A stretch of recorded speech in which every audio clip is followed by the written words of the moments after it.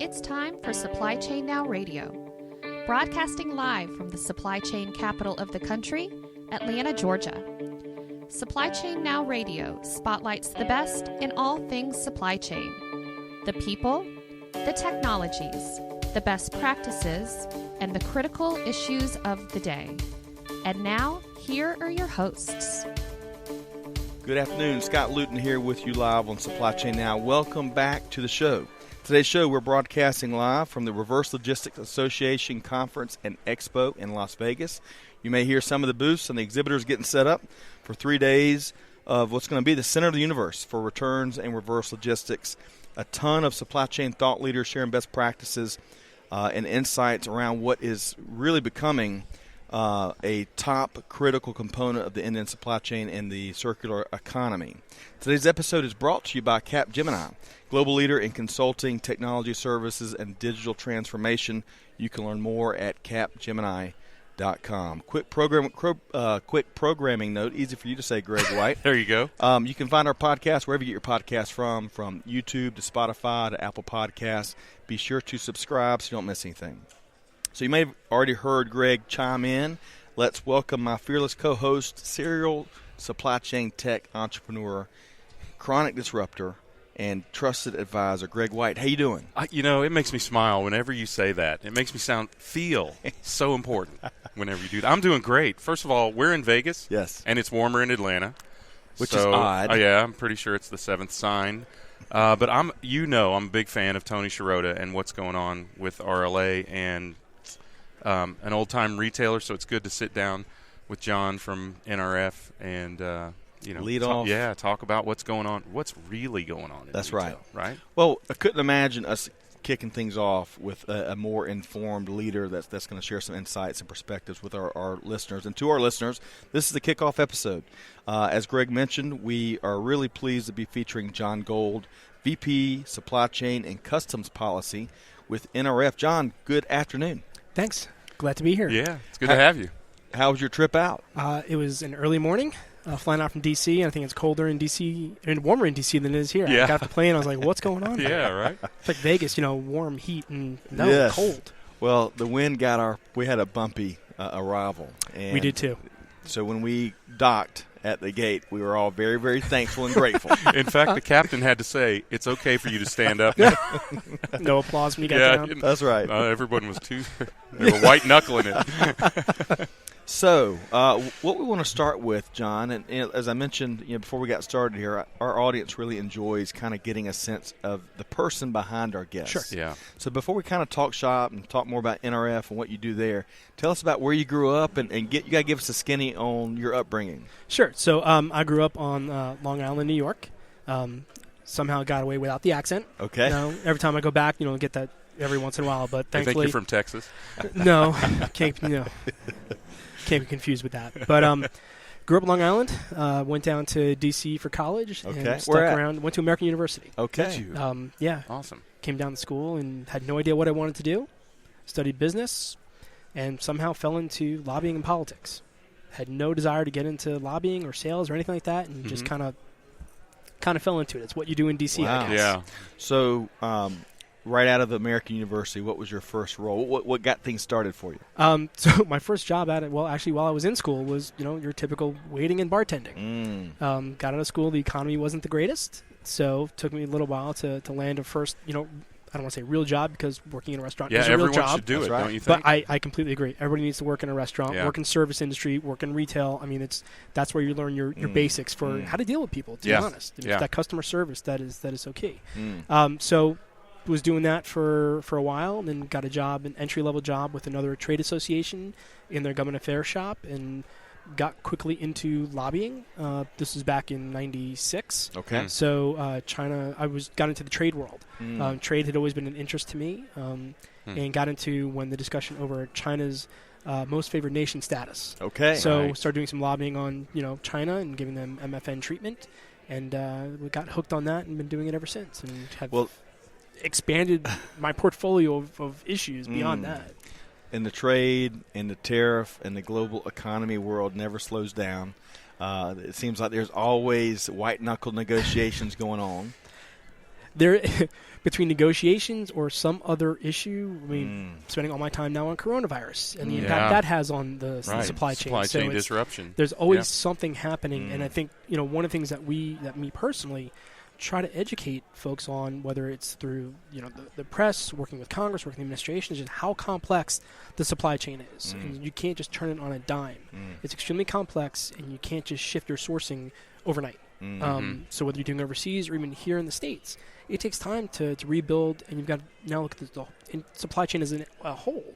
So it's not just getting the product from overseas to here to distribution center, but now it's getting it back. Right. Because everybody's looking at this life cycle of the product now. So how do you get it back through the reverse logistics? That's right. Which is a huge piece that everybody is trying to figure out now. Yeah. So before we talk about NRF and your role there and all the great work NRF is doing, quick sidebar, because you were telling us about your, as a sports buff, some of the teams you follow. Yes. So I'm going to put you on the spot. Give us a quick rundown of the teams that you are diehard fans of. You got to go football last. Okay. So your fellow Long Islanders are still trying to guess. Right? So growing up on Long Island, a New York Mets fan, near and dear and long suffering, but hopefully this is the year. Right. So we'll see. Very excited about our new manager and everybody else. So we'll see. Islanders, although I haven't really followed hockey as closely in years. That makes two of us. Was there for the great 4 Stanley Cup run and love that, but been tough to follow ever since. And then Knicks, but again, it's been a while since the Patrick Ewing days. Yes. When Ewing and Oakley. Those were the days. Yeah. Just loved watching them play. Didn't they win John one Starks in the mid-'90s? Did they win a champion? No, they did not win. They were in the finals. They were in the finals. They were in the finals a couple of times Yeah. between the Pacers and the Rockets, and just were never able to pull it off, unfortunately. So again, long-suffering New York sports fan. And then football. That is the I guess the $1 million question of who I follow for football. Growing up in my informative sports years in the 80s, could not get myself to watch New York football. Just couldn't follow Ken O'Brien or whatever. And the Jets. Yeah. So I started watching Miami Dolphins, Dan Marino and the Marx Brothers. Just kind of loved watching them play. Awesome. And I feel like I've been a long-suffering fan ever since. So. But look it up. So we'll see what happens. Oh, it's got to turn around. Miami. I hope so. Yeah, it's got to turn around. Well, they're having big discussions on that today, right? Should New England keep Tom Brady, and if they don't, it's I heard not the like Raiders. the conference is not, or the division is not what it used to be. Right. It's going to be competitive. I mean, the Dolphins. I would like to thank you for the Dolphins because you put us in the 2 seed, the Chiefs in the 2 seed for the playoffs. Yes. With a little bit of Fitzmagic. Yes. So yes. that had to be satisfying. Every once in a while, you get a nice little win in there. Right. Looks up, but Yeah. Well, as much as I would love to dive deeper into some of these we teams, could do this all day. We're going to talk more about NRF on the heels of a successful show, right? Yeah. And Greg, I know you got some questions around. I'm an old-time retailer and then provided technology solutions to the retail industry, so I'm a big fan. National Retail Federation, most people who are in retail probably have been to the big show in New York at the Javits Center. So tell us a little bit, so any of our listeners who don't know, tell us a little bit about what NRF's overall role is. I think we have a good idea of what you do. So NRF, National Retail Federation, we are the world's largest retail trade association. We represent everybody from the small single-store operators up to the large format big box stores and everybody in between, including online, food retail, restaurants. So basically, if you go and eat or shop somewhere, they're probably a member of NRF. If it goes through a cash register of any kind, well, right? Yes, any kind, because we had that discussion off screen. But we serve a couple of roles. I mean, our primary objective is advocacy, telling the retail narrative, which we think is incredibly important, both on Capitol Hill with the administration and with the public at large, so they fully understand what retail is and the importance of retail to the U.S. economy, to the local economy, as well as the national economy. Our conferences and networking. The big show. This was the largest big show we've ever had. 40,000 people. 40,000 people at the Javits Center. We are at capacity. I think they're building on two floors. Three floors. 3 floors. Yeah. That's right. There's Yeah. a mezzanine. I think they're actually building a whole separate wing just for us for the future. But we are, busting at the seams with all the programming that we're doing. And it's kind of turned into a tech show. Yes. If you walk the floor, you're not there selling what you're going to see on the store shelves anymore. Right. It's really about retail operations and technology. Yeah. Sure. The retail industry as a whole really is a technology driver. Yeah. We kind of kid around that we've got more IT specialists in Silicon Valley in what we're seeing in retail. So we are really kind of driving the industry forwards. The other piece too, obviously research and networking and things like that. Yeah. But we also have through our NRF Foundation a really very impactful student foundation that really provides scholarships for for students to go to universities. We have raised $4 million at our gala this year. Wow. That goes towards student programming and other things. Outstanding. That's incredible. It's amazing. As much as I've heard about NRF, that's the first time I've heard of that give back where you're paying it forward and probably creating retail thought leaders. That's right. Right? It's incredibly important that you build that next generation of retail leadership, and that's how you do it. We had over 1,000 students attend our student program at the beginning of the big show. So that continues to grow as we see the big show as well. The student program, when I started with NRF 10 plus years ago, we didn't really have a student program. Now over 1,000 people. So just to level set a little bit, the big show you're referring to took place, were wrapped up just a couple weeks ago, mid-January. Yep. In New York. In New York City, right? at the Jacob Javits Center. Jacob Javits Center. And when you're talking about 1,000 students, is that where y'all help connect them and network them? That's part of it. Okay. Part of it is retail learning. They hear from major retail CEOs who talk about the industry in general. How do they move forwards? What do they need to do? We have networking sessions where the students can sit down with a retail leader, either it's a CEO, SVP, or somebody else, and kind of ask questions about how do I get into the industry? What do I do? What do you need me to do? We also have, as part of that, interviews.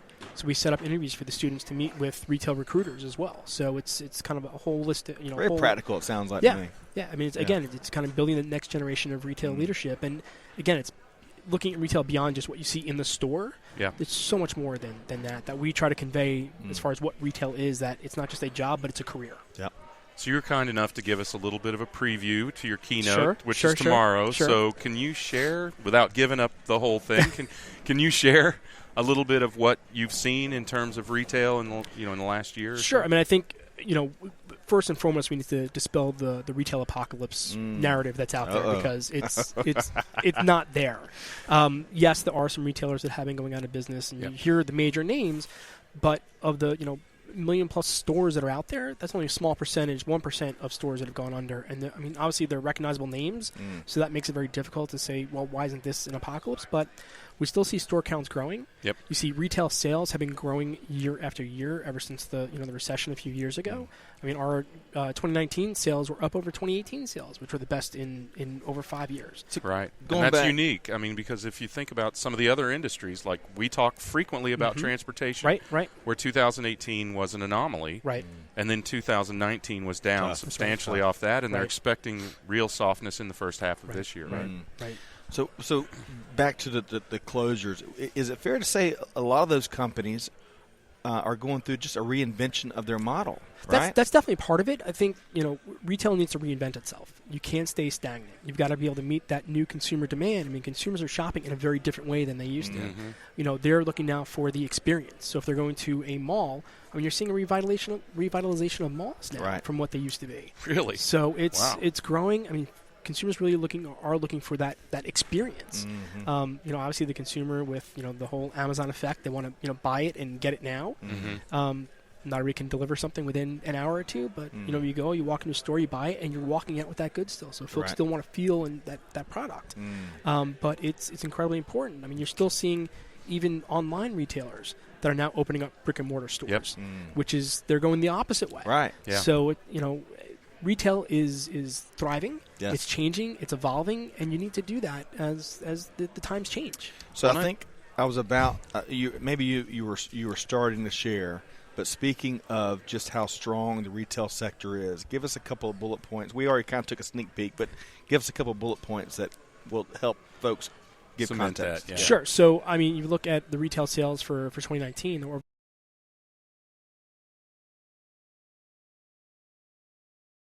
So it's as in Bezos, yes. And again, going back to looking at kind of the online aspect of that, online retailing is still only about 20% of overall retail sales. So repeat that. I think it's important for people to hear that loud and clear. I mean, retail e-commerce sales continue to grow, but they're still only about 20% of total retail sales. 20%. I mean, it seems, because of the news, it seems so much bigger. That's right. But that has been a recurring theme since 1996 when it really came on. Yeah. E-com really came on right. the scene, right? It's always been perceived as much, much bigger. Now, it's growing fast. It continues to grow, yes. It's growing pretty rapidly. Yep. But Well, what's interesting is the inverse, which you noted that returns, that a large chunk of folks still like that in-store return experience. Speak to that a little bit. Yeah, I mean, I think everybody's looking at how to solve the returns issue. Obviously, for a retailer, you want that foot traffic to come into the store. So being able to provide the return experience in the store and have the consumer not just return it for cash or something else, but buy something else is incredibly important. So that is something that retailers are taking into account as they're looking at the flow in their stores. How do we capture that and make sure that the consumer stays in the store and will purchase something else? Yeah, just like the cashier is at the back of a casino, right? Returns desk should probably be at the back of the store to give people opportunity to walk past all the shelves on the way out. Yeah.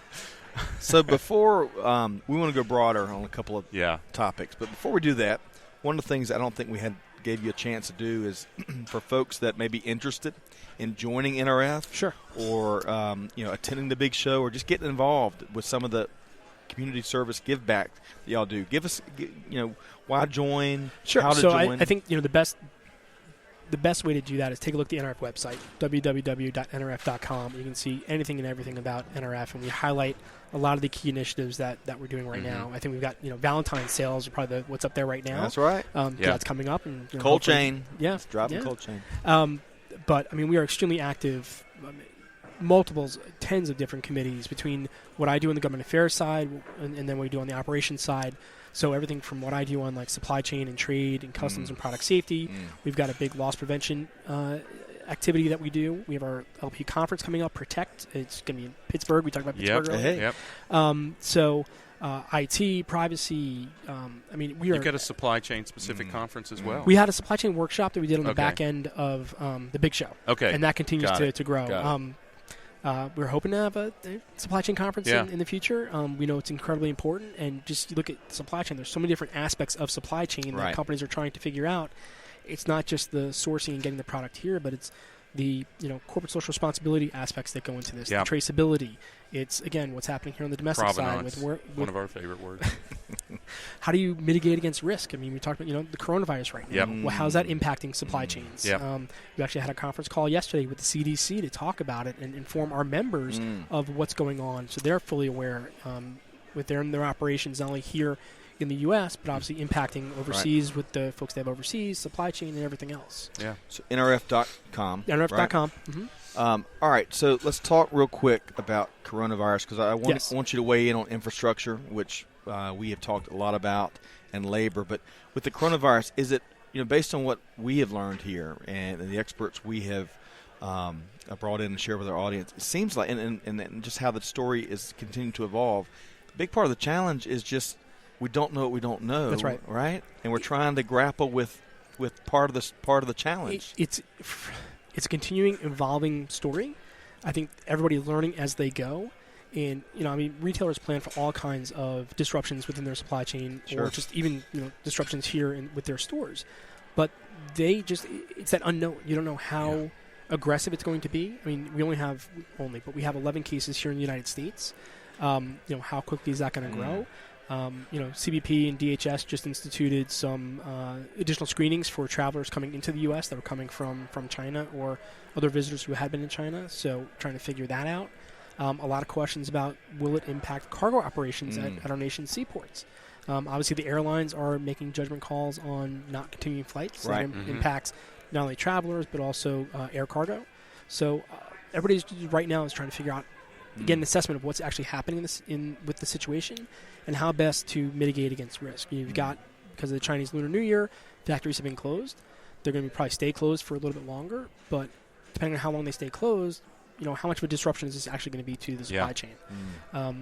for retailers, they can look for alternate sourcing, but as we've learned with the whole tariff and trade war fight, it's not that easy to shift your supply chains. It's not as easy as it sounds. Yeah. You can't just flip on a light switch and go and find somebody else overnight to go and source your products from. Yeah.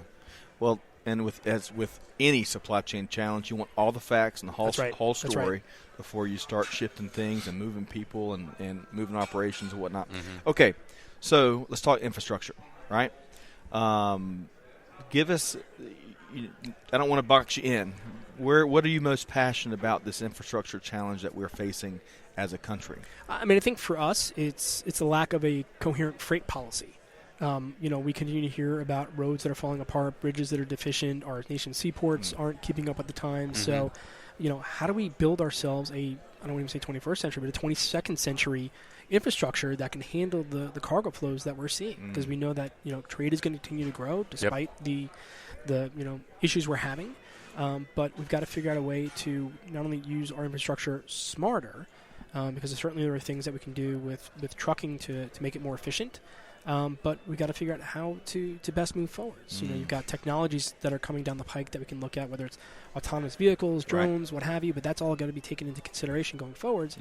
I think the biggest challenge we have, though, is how do we pay for this? That's an ongoing issue that Congress just continues to struggle with. That they keep kicking the can down the road. Yeah, I mean, I wish I had a good answer for how to do that. I think, our concern is that they're going to levy new fees against just the cargo owners. Right.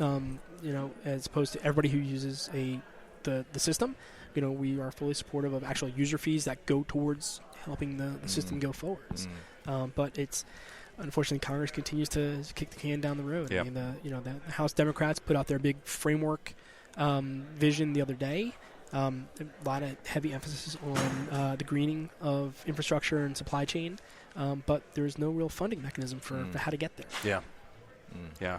It's well, and not to mention that we have a fund that has been historically rated. Yes. Right. Yes. And was supposed to contribute. That's right. If not handle all of this infrastructure as well. So. Well, and I mean the fact that it's paid for by the gas tax, and the gas tax hasn't been raised in 20 plus years. Right. So that continues to be an political. issue. Very, very, very political hot potato. Nobody wants to raise taxes on consumers. But I think for us, again, the bigger issue.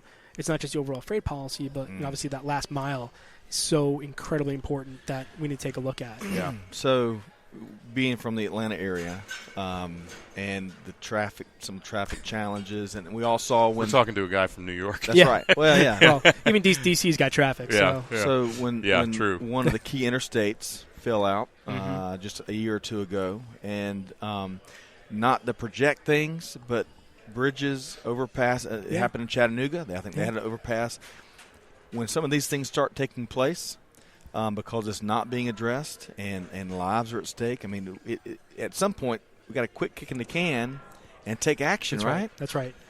No, I completely agree. I think every time you see a major incident where infrastructure has basically fallen apart, there's a lot of we got to do something, something, and then, well, we can't pay for it. Right. Yeah. You've got to have that political courage just to do it. I mean, you've seen on the local level a lot of states and counties have all kind of moved forwards with paying for infrastructure, and we haven't really seen political retribution as a result of that. I think as long as the end user knows what that money is going towards, everybody supports building infrastructure, fixing infrastructure, not only just maintaining but building a future infrastructure. But you got, as you noted, don't raid the fund. Right. Use the money for what it's intended Even for. the money that is earmarked is not getting used. Yeah. That's right. That's right. That's part of the issue. I think we got some bridges and interstates being built around us. It feels like there's some infrastructure construction going on around us. Yeah. I mean, you talk about, things like the Harbor Maintenance Fund. We're supposed to pay for, deepening our ports. Right. The Corps is sitting on millions of dollars that they're just not using. And it takes forever to get these things done. Yeah. So let's use the money for what it's intended for, because that's actually paid by the importer. It's paid by my members who make use of those ports, and they want to see that money spent to make sure we've got ports that actually operate, that work. And it's not going to happen overnight. We got to take action. We got to put a plan together. Malcolm shot me a note via my headset here. Proper context: when the section of I-85 in Atlanta went down, that was not due to old infrastructure. That was due to some other things. Yeah. However, the reason I bring it up is because when a major artery of any city collapses like that and has the impact on moving things, goods and people and everything else through large cities for last mile or other purposes, these are going to be huge constraints. That's right. Right. That's right. All right. So we tackled infrastructure. Anything else before we move over to labor? Because you've got some interesting takes. Yeah, on no. labor too. Let's jump over to labor. I don't want to talk any more about infrastructure. So, John, going through, taking a sneak peek again at your keynote, I think, man, you got so much practical insights. Are y'all doing the Q&A? I hope I have time. I don't know if I can. 30 minutes is going to be tough to get all that stuff in there. So we'll weigh in. What are you seeing, especially from a retail perspective on labor, that folks need to know about? And I will preface by saying that I am not the labor expert on staff at NRF. It's one of my colleagues, Lizzie Simmons, who's fantastic at her job. But obviously labor continues to be a major concern. You're seeing a lot of action in the States going after rewriting labor laws, especially going after things like independent contractors. You got the whole issue out in California with AB 5 that impacts everybody from journalists to truck drivers. Thankfully, the California Trucking Association, Harbor Trucking Association have been winning their lawsuit to stop this silliness. Right. But you've got a major effort by Democrats in Congress that are trying to rewrite labor laws. There's a bill being voted on this week, the PRO Act, that is pretty much every bill that the labor unions want to go forwards. So it's challenging, and it's a very big concern for retail and for other industries that rely on a very strong labor force. And this rewrites labor, getting rid of things like right to work and secret ballot and all these kinds of issues. I mean, that's a challenge. That's going to be a real problem. And I think that certainly is a concern as we look towards the election and what happens with a new administration. If there is a changeover, we certainly know that labor policy will be one of the first things out of the gate for a new administration. Yeah, this goes to the fundamental principle of whether you are owed a job, right? And it's a very touchy issue, right? Sure. I mean, I've followed this some in Europe, which is a distinctly different culture than we have, right? But it's a touchy issue even there, right? That's right. Well, I think we looked at one of the stories in the Wall Street Journal, I believe it was, a couple weeks ago. Labor union membership has been better. Has seen better days. However, on the flip side of that, we see the negotiations with General Motors, I believe it was, and how the union played a big part. And to your point, Greg, there's sage wisdom on both sides, right? But there's, as part of the story where they were talking about how labor union membership is down, the labor leadership was using these use cases as, hey, we're still relevant, we're still protecting the workers and still getting concessions from some of the big players out there. So it's I think one other interesting aspect when it comes to labor is fulfillment and distribution centers that drive e-commerce. That's right. We've had lots of folks on the show because it's so tough to find great people to keep warehouses and fulfillment centers and distribution centers humming along, and there's no shortage of issues from pay to benefits to. So I'm not sure how much you hear on that side. I know you've got a different labor expert, but weigh in a little bit. It's certainly an ongoing challenge, and I think retailers are trying to find the best way to attract the best workforce. What do they do as far as offering, whether it's salary, benefits, other, paying for education, things like that. So I think there's a wide variety of options that retailers are looking at. Again, how do you attract and retain that workforce? Obviously technology plays a huge role in all of this as the jobs continue to evolve. And again, how do you have that right skill set to take on those jobs? So that's something that, again, retailers are taking a look at. And, labor unions, yes, play a significant role, have for millennia, with, as far as, what they've been able to do here. But I think we've got to look at how do you continue to evolve not just your workforce, but evolve the unions to go with that. Automation, technology, it's all coming. How do you make the best use of it and make sure it gets implemented in the right way so that, one, it doesn't really cost you jobs, but you create new jobs. I mean, that's what's going to happen when you see these new technologies come on board. I mean, this better than anybody, is that, you're going to be getting rid of certain jobs, but new jobs are going to be evolved as a result of that. So how do you continue to build that workforce to meet that new requirement, that new skill set, the new, what's needed for the future? Well, we're exiting the largest generation in the history of Earth, and commerce continues to grow even considering that. They are retiring, they're moving out of the workforce, 10,000 a day. So I think automation is something we can now safely embrace and recognize that what it does is it uplifts people to take those jobs that are more satisfying or more appropriate for human beings and let automation handle it. I mean, look, the first form of automation was the wheel, which gave us the cart. So individuals didn't have to carry straw, right? Life was so much better before wheels. It took jobs away from people, but those people didn't go without jobs. They just didn't have to carry straw anymore. Now they were guiding the oxen or whatever it was that they were doing. So I think if you have to look at it from that perspective, and particularly now because it's inevitable and it's absolutely necessary. I mean, we're not that many years away from population decline.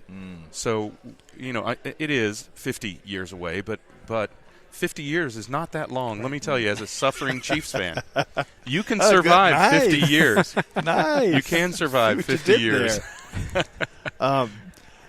So I want you to weigh in on one more thing, John. Sure. And you've got 10 people already waiting, I think, to speak with you once you're done here. Let's talk about the value of, between the NRF Big Show, events like the RLA Conference and Expo here, Modex that we're going to be at, all these great shows that bring not many bring 40,000 people together and growing.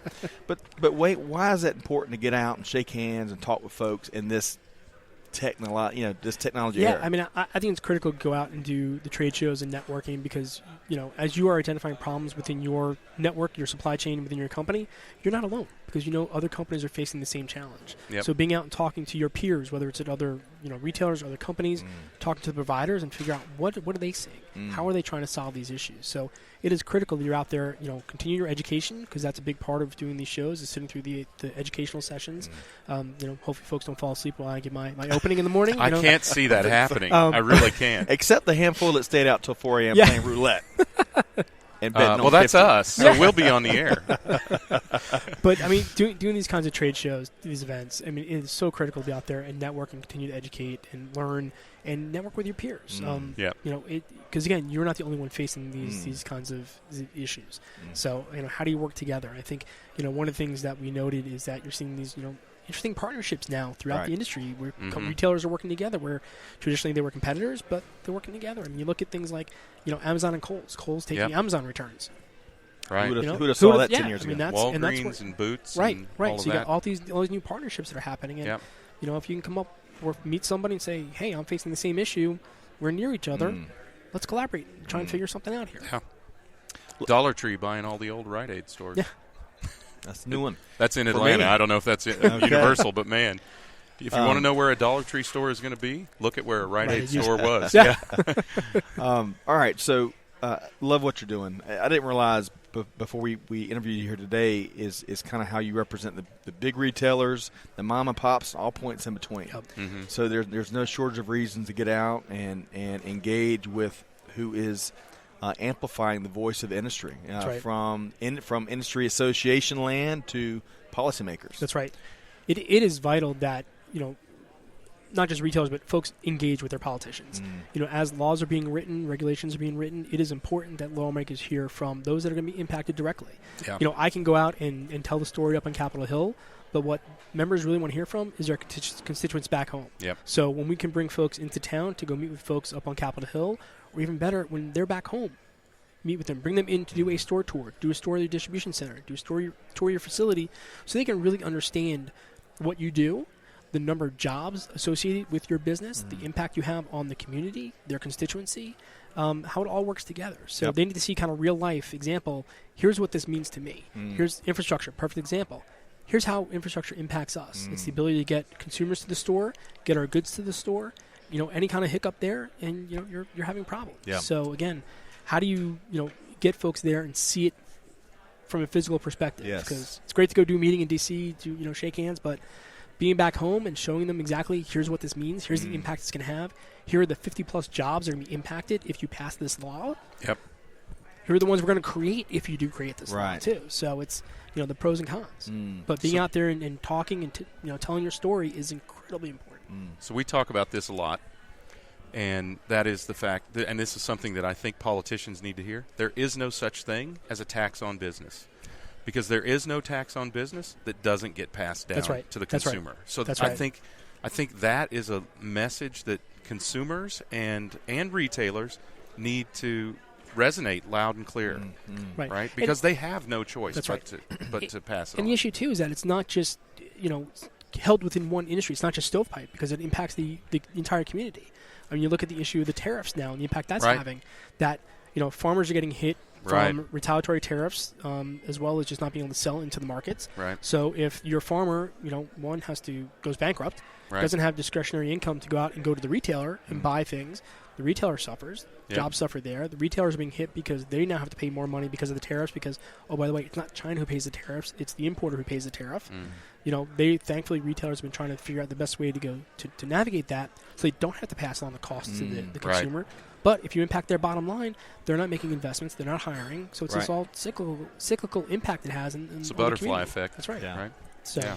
Okay, so beyond checking out NRF.com and beyond listening to what's going to be a great keynote here Clearly. tomorrow morning. Because we've reviewed it and given it our thumbs up. Thank you. Yes, of course. And there's a surprise video in there. It's a free service that we provide. There's a surprise video in there for those who are going to be in the session too. Oh, is that right? Yeah. I don't think you guys saw the video. No. That's okay. We've got camera people.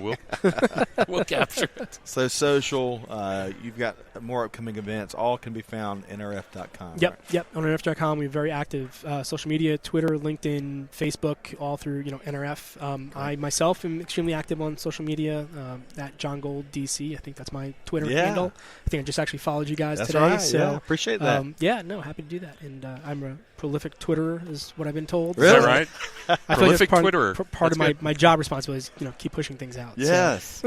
Well, I mean, y'all, you've got your hands on so much. Just sitting here for 40 minutes with you. There's all these different places we want to dive deeper, but we got to get you out of here. So, Jon Gold, VP Supply Chain Customs Policy with NRF. Check out NRF.com or check out Jon on social media. Yes. And really appreciate you carving some time out with us. No, thank you guys. What you guys do is really valuable in so many ways. Not just policy, but also for advancement of retail. That's right.